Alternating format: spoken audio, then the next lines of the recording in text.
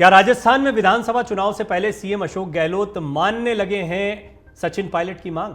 Paper leak मामले पर CM Gehlot ने बड़ा ऐलान किया है। दरअसल सीएम अशोक गहलोत ने अब पूर्व डिप्टी सीएम सचिन पायलट की मांगों पर एक्शन लेने के लिए संकेत दे दिए हैं। राजस्थान में परीक्षाओं में पारदर्शिता लाने और पेपर लीक पर अंकुश लगाने के लिए कानून में अधिकतम सजा का प्रावधान उम्र कैद करने के लिए आगामी विधानसभा सत्र में बिल लाया जाएगा। सीएम अशोक गहलोत ने पेपर लीक करने वालों को उम्र कैद की सजा करने का प्रावधान करने की घोषणा की है।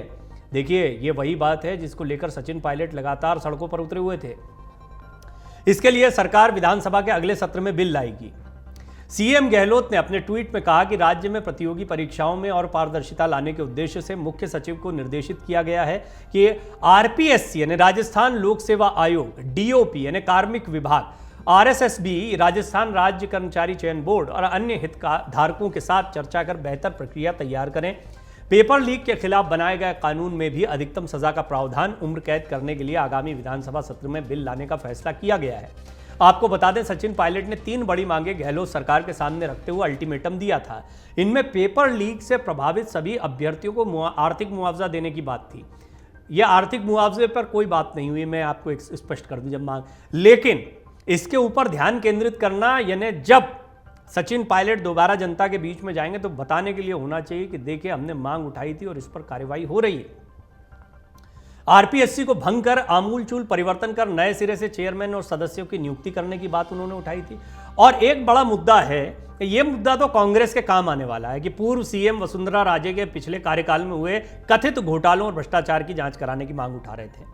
ये इसलिए काम आएगा क्योंकि इसको मुद्दा चुनाव के पहले बनाया ही जाएगा। पिछली सरकार पर हमला करने में ना अशोक गहलोत को कोई दिक्कत है, ना सचिन पायलट को कोई दिक्कत है। कांग्रेस का ये एजेंडा रहेगा ही रहेगा। अभी सरकार इनकी चलती रही है, लेकिन इनके पास में एक बड़ा मुद्दा है कि ये पिछली सरकार के कथित भ्रष्टाचार के घोटालों की जांच की मांग को उठाते रहे। बेशक इस पर कोई स्टैंड ना लें अशोक गहलोत, लेकिन फिर भी एक बड़ा मुद्दा जनता के बीच रखने के लिए है। तो तीसरी मांग जो है वो इस तरीके से दोनों को कोई आपत्ति नहीं हो सकती है।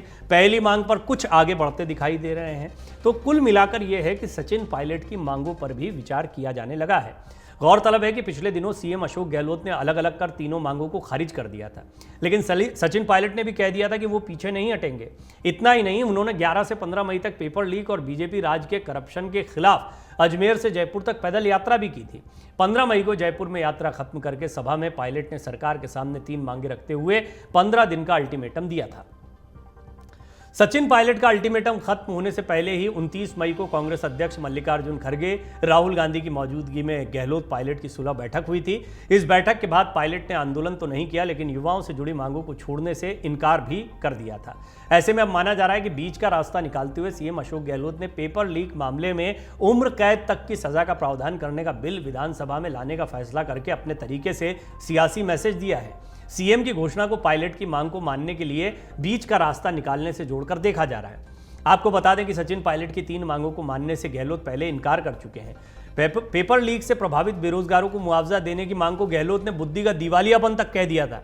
वहीं आरपीएससी को भंग करने की मांग पर गहलोत ने कहा था कि पायलट हमारे परिवार के मेंबर हैं, उन्होंने बात उठाई है तो हमने परीक्षण करवाया तो सामने आया कि कानून में इस तरह का प्रावधान नहीं है। वहीं राज्य सरकार के करप्शन की जांच की मांग पर गहलोत ने कहा था कि कोई मामला हो तो जांच करवाने को तैयार हैं। उन्होंने कहा था कि राज्य के खिलाफ एक ही मामला है और वो ईडी से जुड़ा है, उसमें राज्य सरकार का अधिकार क्षेत्र नहीं है। खान आवंटन से जुड़े मामलों का निस्तारण हो चुका है। वहीं विधानसभा चुनाव के ऐलान से पहले सीएम अशोक गहलोत के रूप में अब बदलाव आया है। उनके इस ट्वीट से यह संकेत माना जा रहा है कि पायलट की मांगों को मानने की शुरुआत हो गई है।